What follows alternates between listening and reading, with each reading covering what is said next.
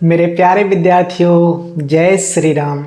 जैसा कि आप जानते हैं कि मैं राजू प्रसाद आपको मैं संख्याओं का वर्गीकरण बता रहा था, जिसमें कि मैंने कई संख्याओं के बारे में मैंने आपको बता दिया था।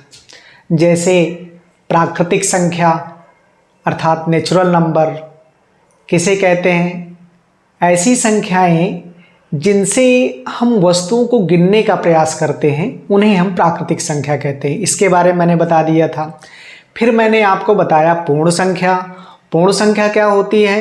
पूर्ण संख्या ऐसी संख्याएं, प्राकृतिक संख्याओं में यदि हम जीरो को शामिल कर लेते हैं तो जो प्राकृतिक संख्या और जीरो मिलने के बाद जो समूह बनता है उसे हम पूर्ण संख्या कहते हैं। जैसे 0, 1, 2, 3, 4, 5 एंड 1।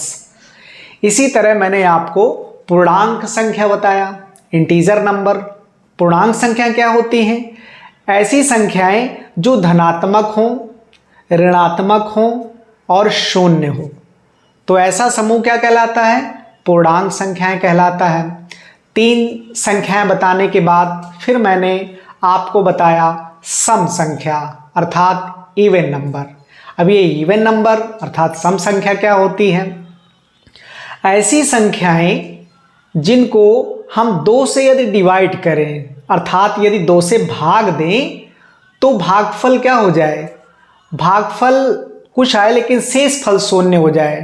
कहने का मतलब शेषफल शून्य रहने का मतलब ये होता है कि पूरी तरह से कट जाए। अर्थात सम संख्या वो संख्याएं होती हैं जो 2 से पूरी तरह से कट जाएं, उन्हें सम संख्या कहते हैं। इसके बाद फिर मैंने आपको बताया विषम संख्या। विषम संख्या क्या होती है? ऐसी संख्याएं जिनको हम यदि 2 से डिवाइड करें तो ना डिवाइड हों, अर्थात ऐसी संख्याएं क्या कहलाती हैं? विषम संख्या। जैसे 1, 3, 5, 7, 9 ये सब क्या हैं? विषम संख्या हैं। तो सम संख्याओं के बारे में बताया, फिर मैंने आपको विषम संख्याओं के बारे में बताया। इसके बाद फिर मैंने आपको बताया भाज्य संख्या। अब भाज्य संख्या क्या होती है? ऐसी संख्याएं जो स्वयं और एक के अलावा किसी एक दूसरी संख्या से और कट जाए तो उसे हम भाज्य संख्या कहते हैं। जैसे यदि हम 16 अर्थात 16 को लें तो 16 खुद 16 से कट जाती है और 1 से भी कट जाती है, 16 के अलावा 2 से भी कट जाती है, 4 से भी कट जाती है, 8 से भी कट जाती है, अर्थात ये संख्याएं क्या कहलाएंगी? ये भाज्य संख्याएं कहलाएंगी। इसके बाद फिर मैंने उसके आगे की कड़ी में बताया कि अभाज्य संख्या क्या होती है। अभाज्य संख्या के बारे में मैंने आपको बताया कि ऐसी संख्याएं जो स्वयं और एक के अलावा किसी से ना कटे, ऐसी संख्याएं क्या कहलाती हैं? अभाज्य संख्या कहलाती हैं। जैसे 2, 3, 5, 7, 11, 13 इत्यादि, ये सब कैसी संख्याएं हैं? ये अभाज्य संख्याएं हैं। ये स्वयं और एक के अलावा किसी से नहीं कटती हैं, तो इन्हें हम कहेंगे अभाज्य संख्या। इतना मैंने आपको पीछे की वीडियो में बता दिया। अब आगे जो बताने वाला हूं मैं वो है सह अभाज्य संख्याएं। सह अभाज्य संख्याएं। सह अभाज्य संख्याएं, इनको अंग्रेजी में कहते हैं को प्राइम नंबर। को प्राइम नंबर्स। अब ये सह अभाज्य संख्याएं क्या होती हैं, इनके बारे में जरा सुनिए। देखिए, सह अभाज्य संख्याएं, अभी मैंने आपको वैसे HCF के बारे में नहीं बताया। HCF that is highest common factor अर्थात महत्तम समापवर्तक। सहअभाज्य संख्याएं क्या होती हैं? ऐसी संख्याएं जिसका HCF अर्थात महत्तम समापवर्तक 1 होता है, ऐसी संख्याओं को हम क्या कहेंगे? ऐसी संख्याओं को सह अभाज्य संख्या कहते हैं। कैसे? एक इसका डिफिनेशन लिख लेते हैं। ऐसी संख्याएं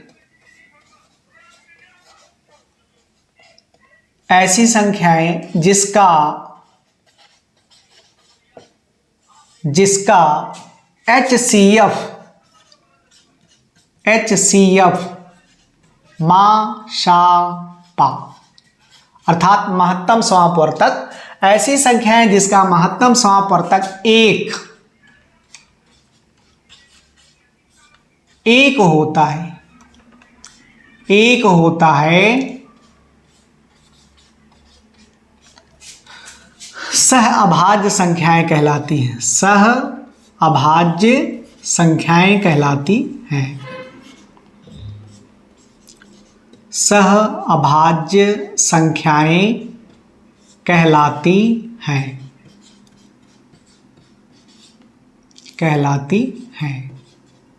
जैसे मैंने लिखा, ऐसी संख्याएं जिसका HCF अर्थात महत्तम समापवर्तक 1 होता है, क्या कहलाती हैं? सह अभाज्य संख्याएं कहलाती हैं। जैसे हम 3 और 7 दो संख्याएं ले लें। अब HCF कैसे निकालते हैं? HCF निकालने का तरीका ये होता है कि जो आपको संख्याएं दी जाए, सबसे पहले आप उनके खंड कर लीजिए। खंड करने के बाद जो उसके गुणनखंड कॉमन हो वही उसका HCF होता है। देखिए कैसे? जैसे 3 है तो 3 के खंड क्या हो जाएंगे? 3 गुणे 1। 7 के क्या हो जाएंगे? 7 गुणे 1। ये इसके खंड हो गए। अब इन दोनों खंडों में, दोनों फैक्टर्स में, 3 और 7 के फैक्टर्स में ये देखेंगे कि कौन सा फैक्टर कॉमन है। तो देखिए इसमें 1, ये 1, ये दोनों में कॉमन है। तो दोनों में कॉमन है, इसका मतलब 3 और 7 का जो HCF होगा वो कितना होगा? 1 होगा। अर्थात 3 और 7 ऐसा युग्म है कि ये कैसी संख्याएं कहलाएंगी? सह अभाज्य संख्याएं कहलाएंगी। क्यों कहलाएंगी? इसलिए कहलाएंगी क्योंकि 3 और 7 का HCF कितना है? 1 है। तो ऐसी संख्याएं जिसका HCF 1 हो उन्हें हम सह अभाज्य संख्याएं कहेंगे। एक उदाहरण और देता हूं। जैसे 11 और 13 अर्थात 11 and 13, इसके आप फैक्टर करिए जरा। जैसे 11 के फैक्टर करेंगे तो 11 मल्टीप्लाई 1। इसी प्रकार 13 के फैक्टर यदि करेंगे आप तो 13 मल्टीप्लाई 1।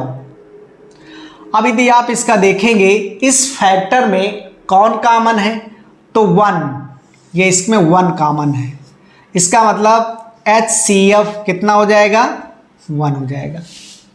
अब देखिए इसका भी HCF कितना है? दोनों संख्याओं का 1 है। इसका मतलब 13 और 11 दोनों कैसी संख्याएं हैं? सहभाज्य संख्याएं।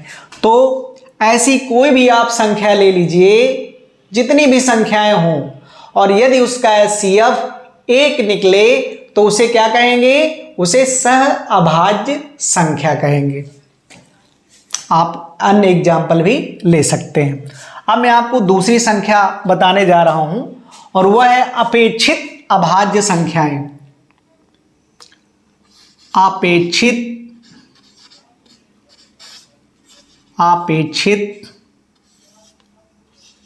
अभाज्य संख्याएं।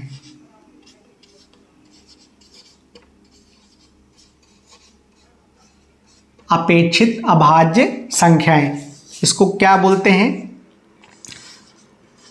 Relatively prime number.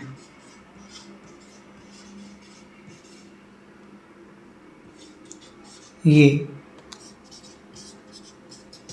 अब ये अपेक्षित अभाज्य संख्याएं क्या होती हैं? देखिए, सह अभाज्य संख्याएं और अपेक्षित अभाज्य संख्याओं में ज़्यादा विशेष अंतर नहीं होता है, थोड़ा सा अंतर है, उसको मैं समझाने का प्रयास करता हूँ। देखिए, अपेक्षित अभाज्य संख्याएं भी ऐसी संख्याएं होती हैं जिसका एचसीएफ 1 होता है, बल्कि थोड़ा अंतर यह है जो मैं आपको लिखने वाला हूं। ऐसी संख्याएं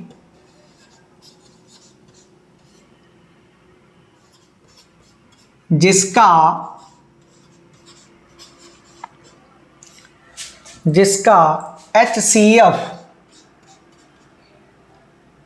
भी एक हो,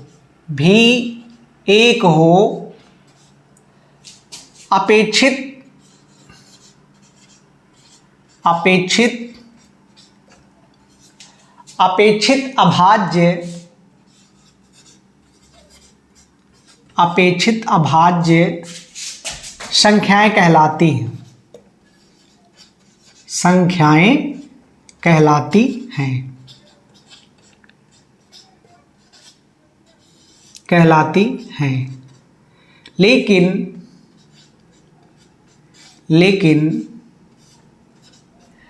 लेकिन इसमें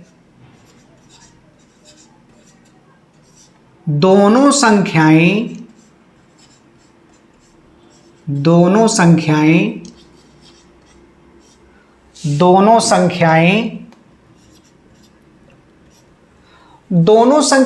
अभाज्य हों जरूरी नहीं है। दोनों संख्याएं अभाज्य हों जरूरी नहीं है।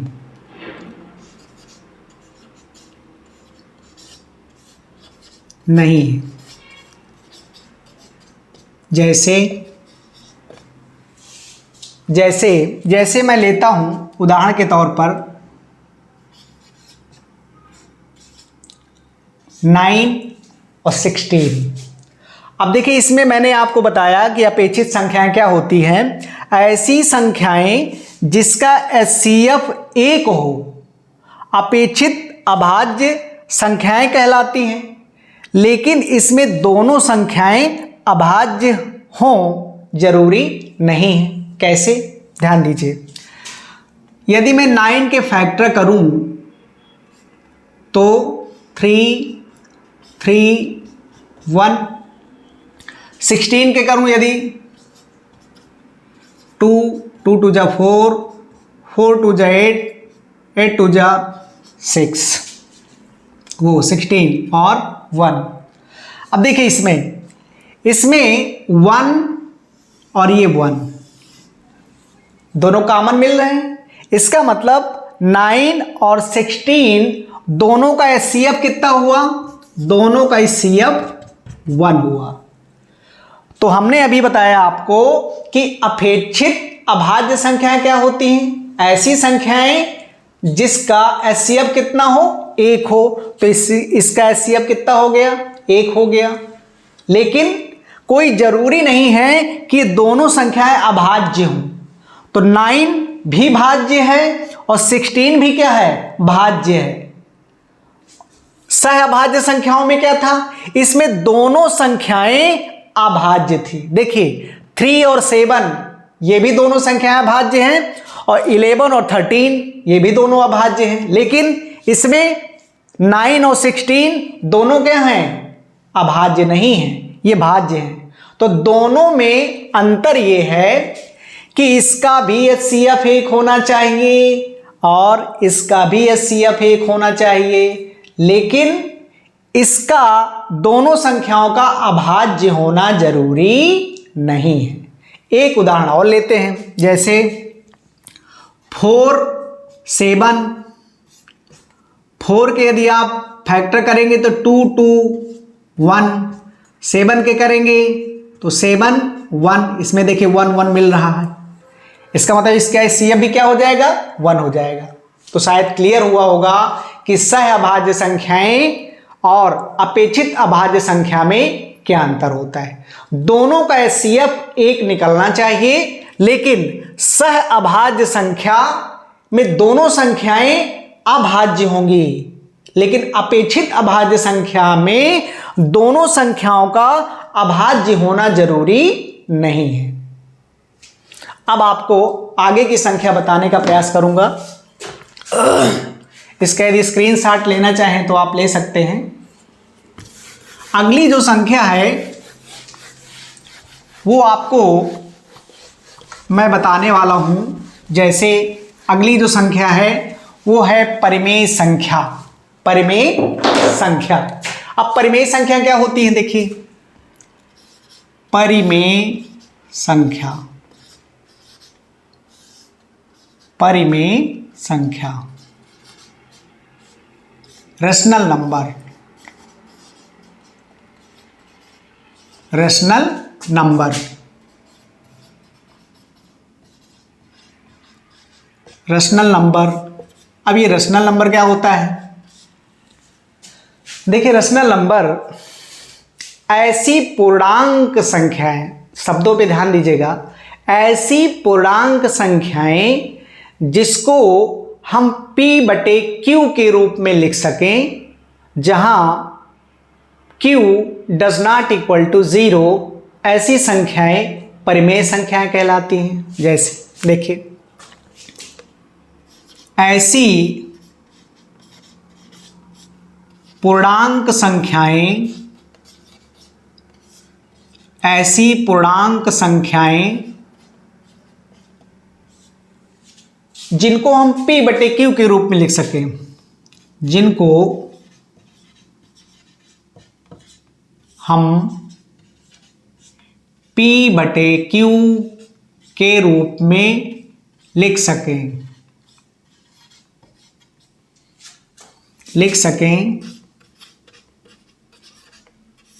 लिख सकें तथा नीचे वाला जो Q है, Q does not equal to 0, Q does not equal to 0 परिमेय संख्याएं कहलाती हैं, परिमेय संख्याएं कहलाती हैं। ये अब देखिए ऐसी पूर्णांक संख्याएं जिनको हम P/Q के रूप में लिख सकें तथा Q does not equal to 0 परिमेय संख्या कहलाती हैं। क्या मतलब है इसका, देखिए P/Q, जैसे हम कोई संख्या ले लें, अंक ले लें 2/3, 2/3, तो ये तो P/Q के रूप में है। P का मतलब ऊपर वाला और Q का मतलब नीचे वाला, अर्थात ऊपर वाला अंश नीचे वाला हर। तो ये आपकी हो गई P और ये आपकी हो गई Q, अर्थात 2/3 को हम P/Q के रूप में लिख सकते हैं। इसका मतलब 2/3 क्या हो जाएगा, परिमेय संख्याएं। अगला, जैसे मैं 4/9 लिख दूं, तो 4 क्या है, P है, Q क्या है, 9 क्या है, Q है, तो P/Q के रूप में हो गया। इसका मतलब 4/9 भी क्या है, परिमेय संख्या है। ऐसी कई संख्याएं हम ले सकते हैं, जैसे -5/3, ये भी क्या हो जाएगी, परिमेय संख्या। क्यों, क्योंकि 5 भी क्या है हमारा P, 3 भी क्या है Q, तो P/Q, अर्थात ये भी क्या हो जाएगी, परिमेय संख्या हो जाएगी। -5 क्यों लिया, क्योंकि माइनस मैंने यहां लिखा कि ऐसी पूर्णांक संख्याएं, और पूर्णांक संख्याएं क्या होती हैं, जो प्लस हो, माइनस हो और 0 हो। इसका मतलब ऊपर आप माइनस, प्लस, 0 कुछ भी ले सकते हो। अब मैं आपसे पूछूं यदि कि क्या 0 एक परिमेय संख्या है, आपका जवाब क्या होगा, क्या 0 एक परिमेय संख्या है? हाँ, 0 एक परिमेय संख्या है। आप पूछेंगे क्यों, क्यों 0 एक परिमेय संख्या है? भाई आपने तो बताया कि ऐसी पूर्णांक संख्या है जो p बटे q के रूप में हो, लेकिन इसमें तो सिर्फ अंश दिख रहा है, हर तो दिख ही नहीं रहा है। तो आपको जानकारी के लिए बताऊं कि किसी भी संख्या के नीचे एक छिपा होता है, ऐसा माना जाता है। तो 0 है, 0 के नीचे क्या है? 1। तो ये आपका हो जाएगा p और ये आपका हो जाएगा q। तो ये 0 भी क्या हो गई? p बटे q के रूप में, अर्थात 0 भी एक परिमेय संख्या है। लेकिन यहां थोड़ा सा सावधान होना पड़ेगा आपको कि यदि मैं ये कह दूं 1 बटे 0, क्या ये परिमेय संख्या है? 1 बटे 0 क्या परिमेय संख्या है? तो शायद आपका जवाब होगा नहीं। पूछे क्यों नहीं? इसलिए कि 1 p हो गई और q क्या हो गया? 0 क्या हो गया? q। तो इसको भी तो हमने p अपान q के रूप में लिख दिया, लेकिन परिभाषा में लिखा हुआ है कि q does not equal to 0, अर्थात q कभी भी 0 नहीं हो सकता। अब ये 0 क्या हो गया? q है, तो नीचे वाला कभी 0 नहीं होगा, ऊपर वाला 0 हो सकता है। तो 1 बटे 0 हमारा परिमेय संख्या नहीं है, ये ध्यान देना है आपको थोड़ा सा। अब जैसे मैं आपसे बोल दूं क्या 1 परिमेय संख्या है, तो आप तुरंत जान जाएंगे कि हाँ, 1 के नीचे हम 1 मान सकते हैं। क्या 2 परिमेय संख्या है? हाँ, इसके भी नीचे हम 1 मान सकते हैं। तो ये p हो जाएगा और ये q हो जाएगा। इसका मतलब 1 2 3 4 जितनी भी प्राकृतिक संख्याएं हैं, जितनी भी पूर्ण संख्याएं हैं, सब क्या हो जाएंगी? हमारी परिमेय संख्या हो जाएंगी। शायद आपको समझ में आया होगा कि परिमेय संख्या किसे कहते हैं। ऐसी संख्याएं जिनको हम p बटे q के रूप में लिख सकते हैं, q does not equal to 0, ऐसी संख्याएं हमारी क्या कहलाती हैं? परिमेय संख्याएं कहलाती हैं। अब अगली जो संख्या है वो है आपकी अपरिमेय संख्या। अपरिमेय संख्या, अपरिमेय संख्या, अपरिमेय संख्या, irrational number, irrational number, irrational number, अपरिमेय संख्याएं। अब देखिए अपरिमेय संख्याएं क्या होती हैं? ऐसी संख्याएं जिनको हम p बटे q के रूप में ना लिख सकें, उसे हम कहते हैं अपरिमेय संख्या।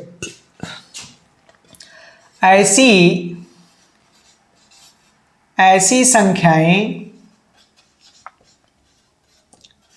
जिनको हम p बटे q के रूप में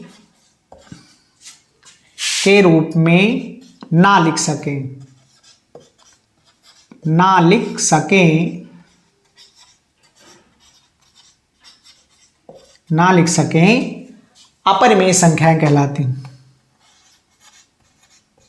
अपरिमेय संख्याएं कहलाती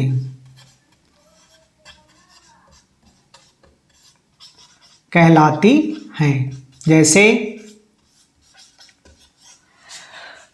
√3, √2, √5, पाई आदि, ये अपरिमेय संख्याएं कहलाती हैं। तो मैंने अभी आपको बताया परिमेय संख्या और अपरिमेय संख्या, 2 संख्याएं। इसके बाद जो आगे आने वाली संख्या है उसको बताने का प्रयास करता हूं। आप स्क्रीनशॉट लेना चाहें तो ले सकते हैं। अगली कड़ी में जो आने वाली संख्या है वो, वैसे तो आप पूर्ण संख्या पढ़ चुके हैं, लेकिन एक पूर्ण संख्या के बारे में मैं और बताना चाहूँगा। पूर्ण संख्या, पूर्ण संख्या, पूर्ण संख्या, perfect number, perfect number, perfect numbers, perfect number. ये परफेक्ट नंबर क्या है? देखिए, परफेक्ट नंबर जिसको पूर्ण संख्या कहते हैं, ये पूर्ण संख्या वो संख्या होती है कि यदि ऐसी संख्या जिसका आप गुणनखंड कर दो और जो उसके खंड निकले स्वयं उस संख्या को छोड़कर यदि खंडों का योग किया जाए और खुद वह संख्या प्राप्त हो जाए तो ऐसी संख्या को पूर्ण संख्या कहते हैं। ये कैसे, समझिए। ऐसी संख्या जिसके खंडों अर्थात गुणनखंडों, ऐसी संख्या जिसके खंडों का योग स्वयं को छोड़कर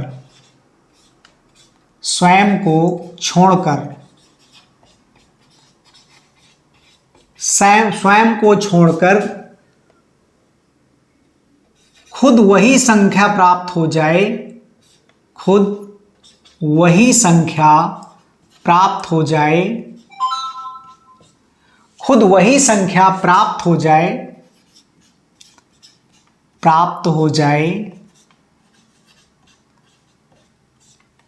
पूर्ण संख्या कहलाती है। पूर्ण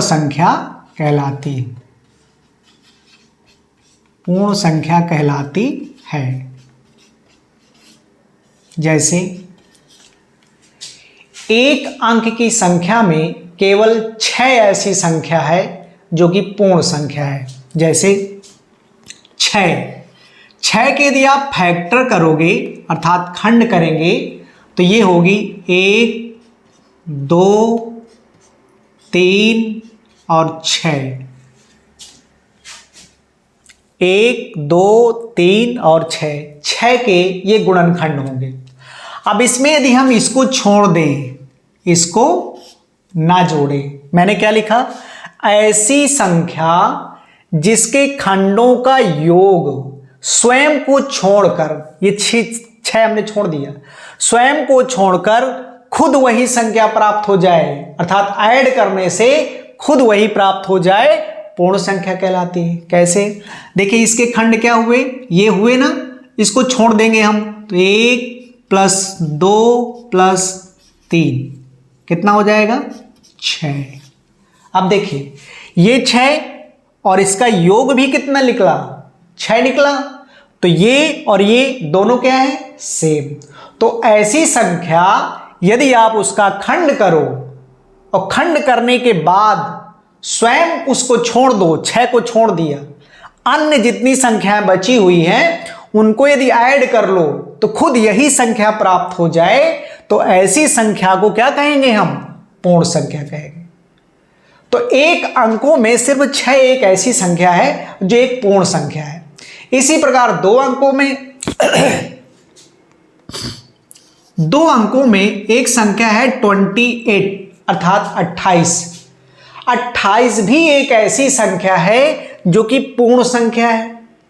अब आप बोलेंगे कैसे, आप इसके खंड कर लीजिए, खंड करने के बाद स्वयं अर्थात 28 को छोड़ करके उसके खंडों को योग कर लीजिए, ऐड कर लीजिए। यदि खुद यही संख्या प्राप्त हो जाए तो क्या कहलाएगी, पूर्ण संख्या कहलाएगी। देख लीजिए 28 के यदि खंड करें तो 1, 2, 4, 7, 14, 28, शायद 28 के यही खंड होंगे। अब हमें ये स्वयं 28 को छोड़ के अन्य सभी खंडों को ऐड कर लेना है। ऐड करने के बाद यदि यही संख्या प्राप्त हो जाए तो ये संख्या क्या कहलाएगी, पूर्ण संख्या। देखते हैं 1, 2, 4, 7, 14, इसको ऐड करिए 3, 7, 7, 7 जा 14 और 14, 14, 28, ये 28 इसका ऐड हो गया। अर्थात यदि हम किसी संख्या के खंडों को जोड़ दें लेकिन स्वयं संख्या को छोड़ करके तो ऐसी संख्या क्या कहलाएंगी? पूर्ण संख्या कहलाएगी। शायद आप समझ गए होंगे कि पूर्ण संख्या किसे कहते हैं। पूर्ण संख्या के बाद एक संख्या और मैं आपको बताना चाहूंगा जिसे हम कहते हैं रामानुजन संख्या। देखिए रामानुजन संख्या क्या होती है? रामानुजन संख्या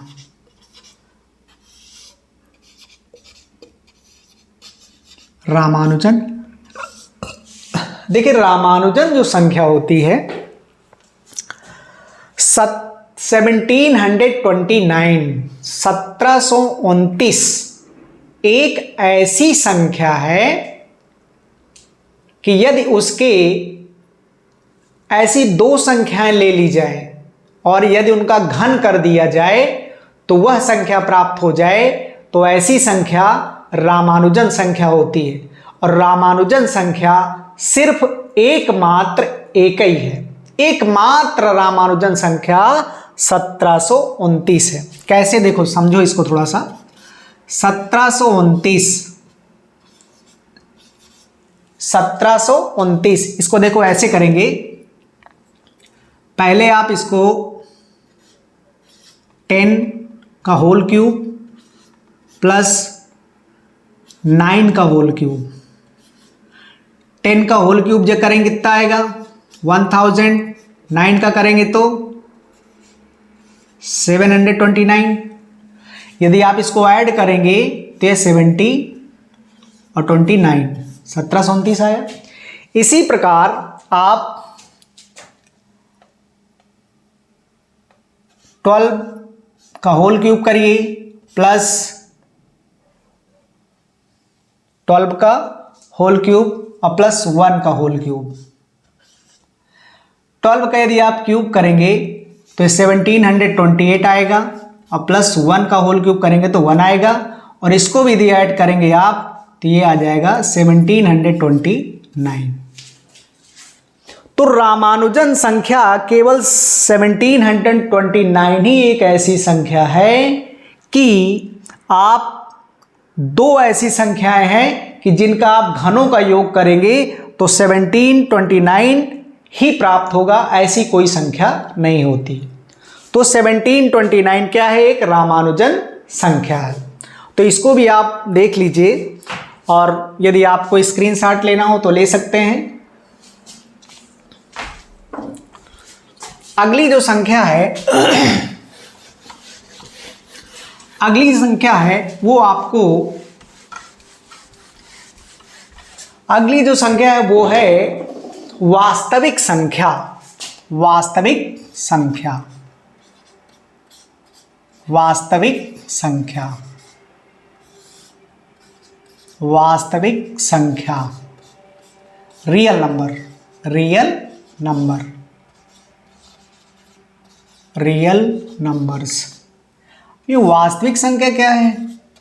ये कैसी संख्या? वास्तविक संख्या, देखिए वास्तविक संख्या की डिफिनेशन होती है ऐसी संख्या कि यदि हम उसका वर्ग कर दें तो हमेशा धनात्मक संख्या प्राप्त हो, ऐसी संख्याओं को हम वास्तविक संख्या कहते हैं। थोड़ा समझिए इसको। ऐसी संख्या जिसका वर्ग करने पर, वर्ग करने पर, वर्ग करने पर धनात्मक संख्या प्राप्त हो, धनात्मक संख्या प्राप्त हो, धनात्मक संख्या प्राप्त हो, प्राप्त हो, वास्तविक संख्याएं कहलाती हैं। वास्तविक संख्या कहलाती हैं। ये कैसे? देखिए हम कोई संख्या लेते हैं, जैसे हमने प्राकृतिक संख्या पहले ले लिया। प्राकृतिक संख्या क्या है? प्राकृतिक संख्या आप जानते हैं कि प्राकृतिक संख्या की शुरुआत 1 से होती है, 1 2 3 4 अनंत तक। तो जैसे हमने 2 ले लिया, एक प्राकृतिक संख्या है, इसका यदि वर्ग करो, मैंने क्या लिखा है, ऐसी संख्या जिसका वर्ग करने पर, वर्ग कर दिया, कैसी प्राप्त हो, धनात्मक संख्या प्राप्त हो, वास्तविक संख्या कहलाती है। तो 2 का वर्ग करेंगे यदि आप, तो क्या प्राप्त होगा, 4, 4, अर्थात ये क्या है, धनात्मक संख्या, धन लगा है। इसी प्रकार जैसे हम पूर्ण संख्या लें, पूर्ण संख्या में 0, 1, 2, 3, 4, इनका भी वर्ग करेंगे तो क्या मिलेगा, धनात्मक ही मिलेगी। जैसे हम कोई सम संख्या ले लें, सम संख्या जैसे मान लो 4, 4 ले लिया, 4 एक सम संख्या है, इसका वर्ग करो कितना आएगा, 16, ये भी क्या है, प्लस है। जैसे हम विषम संख्या ले लें, जैसे 3 ले ले विषम संख्या, इसका भी वर्ग करेंगे तो कितना आएगा, 9, ये भी क्या है, धनात्मक संख्या है। जैसे हम कोई परिमेय संख्या ले लें, जैसे 1/2, एक परिमेय संख्या है, इसका वर्ग करिए कितना आएगा, 1/4, ये भी कैसी संख्या है, धनात्मक संख्या है। जैसे हम अपरिमेय संख्या ले लें, √3 जैसे ले लिया, इसका वर्ग करोगे, इसका वर्ग करोगे तो √ हट जाता है और क्या आ जाएगा, 3 आ जाएगा। तो ये भी कैसी संख्या है, धनात्मक संख्या है। ठीक, तो ऐसी संख्याएं जितनी भी हों, यदि आप उसका वर्ग करिए और वर्ग करने के बाद यदि धनात्मक संख्या प्राप्त हो जाए तो ऐसी संख्याओं को हम वास्तविक संख्या कहते हैं। क्या बोलते हैं, ऐसी संख्याओं को वास्तविक संख्याएं बोलते हैं। अब आप स्क्रीनशॉट लेना चाहें तो ले सकते हैं, इसको मिटा देता हूं। अब इसी में एक आती है काल्पनिक संख्या, काल्पनिक संख्या, काल्पनिक संख्या, काल्पनिक संख्या, काल्पनिक संख्या, इमेजिनरी नंबर।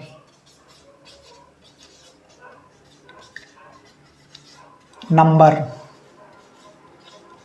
ये संख्या कैसी काल्पनिक संख्या, देखिए वास्तविक संख्या और काल्पनिक संख्या। वास्तविक संख्या तो शायद समझ गए आप क्या होती है। अब काल्पनिक संख्या देख लीजिए, काल्पनिक संख्या क्या होती है, ऐसी संख्या जिसका यदि हम वर्ग करें तो माइनस संख्या प्राप्त हो जाए, ऐसी संख्याओं को हम काल्पनिक संख्या कहते हैं।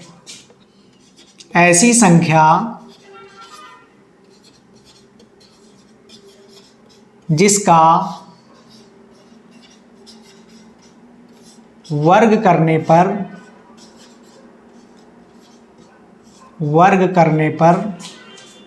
ऋणात्मक संख्या प्राप्त हो जाए, ऋणात्मक संख्या प्राप्त हो जाए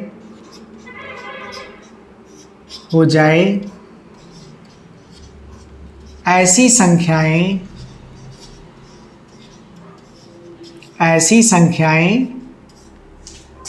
काल्पनिक संख्याएं कहलाती हैं। काल्पनिक संख्याएं कहलाती हैं। देखिए जैसे हम √2 लिखें, इसका वर्ग करें तो 2 ही प्राप्त होगा। तो ये आप क्या काल्पनिक संख्या होगी, ये काल्पनिक संख्या नहीं है, ये क्या है, ये वास्तविक संख्या है, रियल नंबर है। लेकिन यदि यहीं पे √2 -2 कर दें, यदि इसका वर्ग कर दें तो केवल √ हट जाएगा और कैसी संख्या प्राप्त हो जाएगी, -2। और देखिए मैंने क्या लिखा, ऐसी संख्या जिसका वर्ग करने पर ऋणात्मक संख्या प्राप्त हो जाए, ऐसी संख्याएं काल्पनिक संख्याएं कहलाती हैं। तो मैंने √2 -2 का वर्ग किया तो कितना प्राप्त हुआ, -2। तो ये आपकी काल्पनिक संख्या है। जैसे -3 का वर्ग करें यदि तो क्या प्राप्त हो जाएगी, -3। तो इसका मतलब ये भी क्या है, ये आपकी काल्पनिक संख्या हो जाएगी। ये आपकी क्या हो जाएगी, काल्पनिक संख्या। √ के अंदर यदि माइनस की संख्या प्राप्त हो जाए तो ऐसी संख्याओं को हम काल्पनिक संख्या कहते हैं।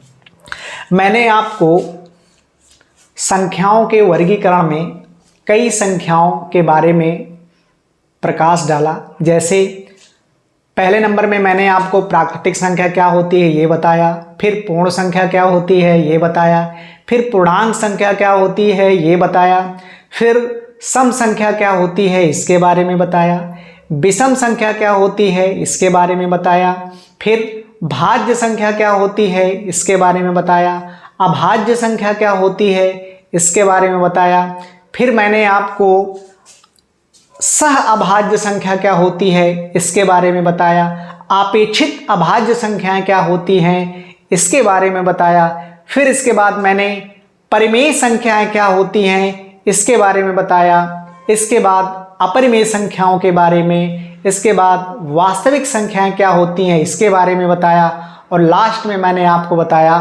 काल्पनिक संख्याएं क्या होती हैं इसके बारे में बताया। और भी बहुत सारी संख्याएं हैं, लेकिन जो मुख्य संख्याएं थी जो आपके काम आने वाली हैं वो संख्याएं मैंने बताई। अपर क्लास जब मैं पढ़ाऊंगा तो उसमें भी इससे भी आगे और कई संख्याएं हैं उनके बारे में जानकारी दूंगा। बस संख्याओं के वर्गीकरण में इतना ही।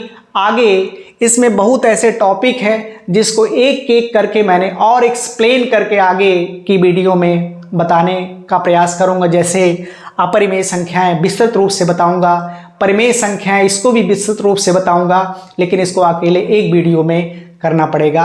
यदि मेरी वीडियो आपके लिए सहायता दे रही हो तो एक बार ज़रूर सब्सक्राइब करिएगा। धन्यवाद।